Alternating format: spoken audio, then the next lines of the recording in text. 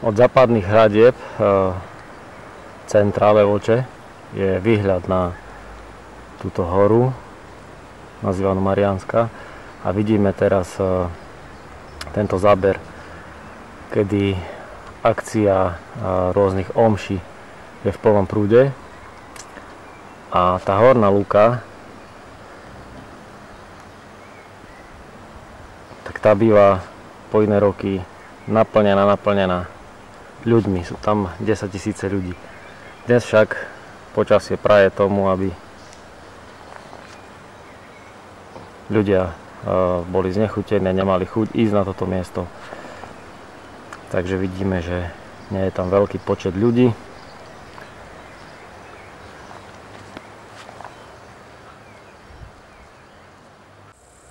Aj tohto roku 2011 sa na Slovensku, na Mariánskej hore v Levoči, odohrala zaujímavá udalosť.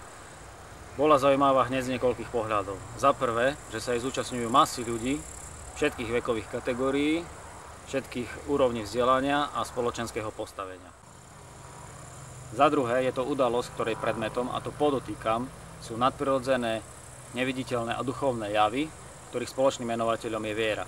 A za tretie, je to udalosť, ktorá je všeobecne chápaná a aj takto predstavovaná ako dobrá vec, daná od Boha, a preto by sme jej základ mali nachádzať v Biblii, v Svetom písme.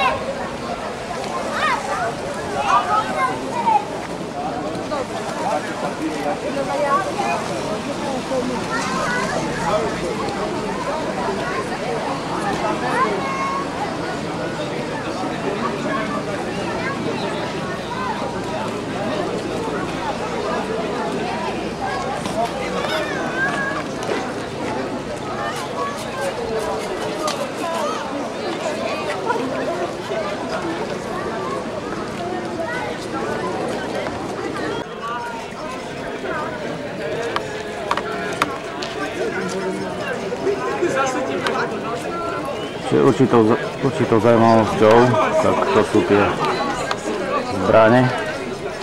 Predpokladám, že len hračky.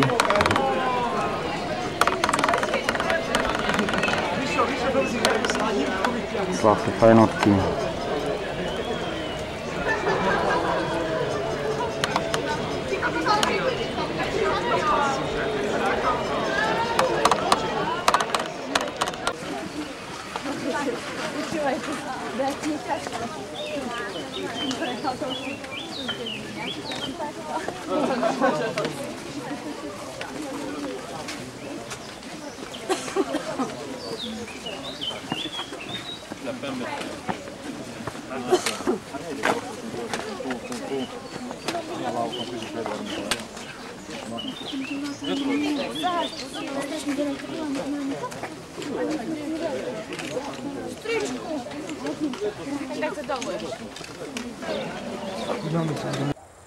Na webovej stránke Rímskokatolícka cirkev farnosť Levoča sa uvádza, že korene mariánskeho kultu na Mariánskej hore v Levoči siahajú do 13.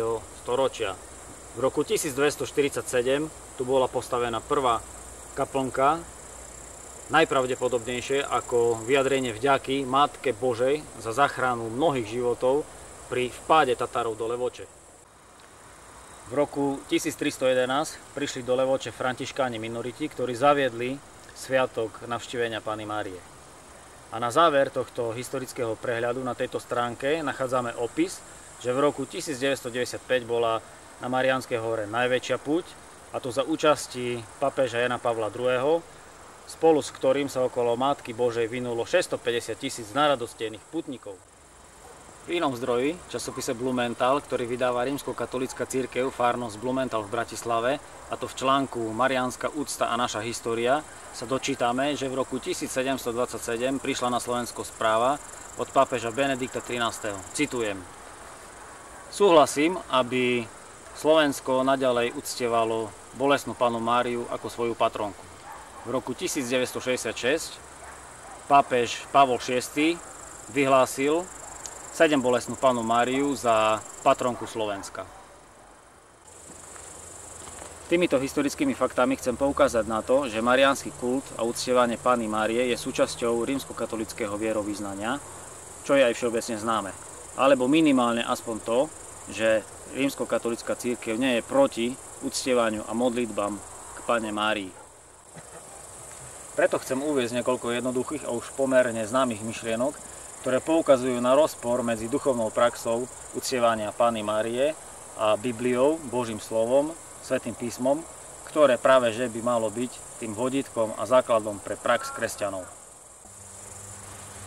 Takže budem používať Sväté písmo, ktoré vydal Slovenský ústav svätého Cyrila a Metoda v Ríme 1995. Imprimátur monsignor Rudolf Balaš, predseda Konferencie biskupov Slovenska, a monsignor Dominik Hrušovský, generálny tajomník Konferencie biskupov Slovenska.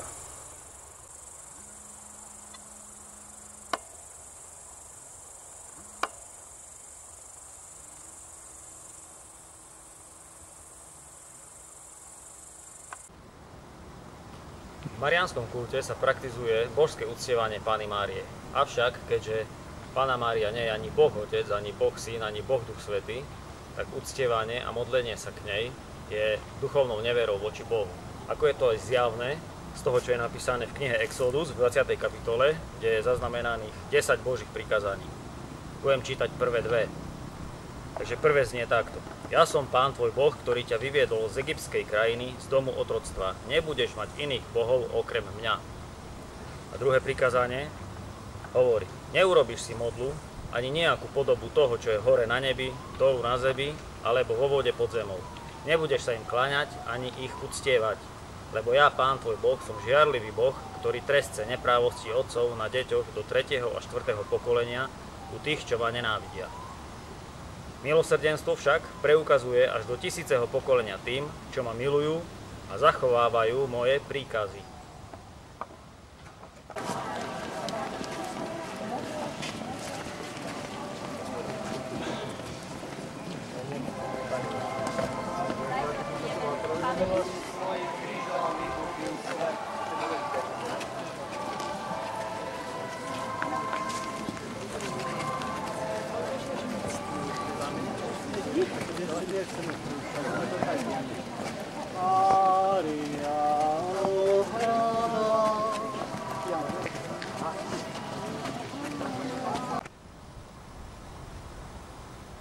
A tieto slova potvrdzuje aj sám Pán Ježiš, o čom sa dočítame v Matúšovom evanjeliu v 4. kapitole, kde je opísané, ako diabol pokúša Ježiša na púšti.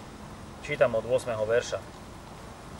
A zasa ho diabol vzal na veľmi vysoký vrch, ukázal mu všetky kráľovstvá sveta a ich slávu a vravel mu: toto všetko ti dám, ak padneš predo mnou a budeš sa mi kláňať. Vtedy mu Ježiš povedal: odiď, Satan, lebo je napísané: Pánovi svojmu Bohu sa budeš kláňať a jedine jemu budeš slúžiť.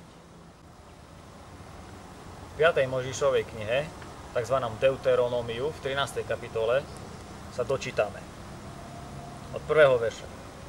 Čo vám prikazujem, to zachovávajte a robte. Nič k tomu nepridáš a nič nevynecháš.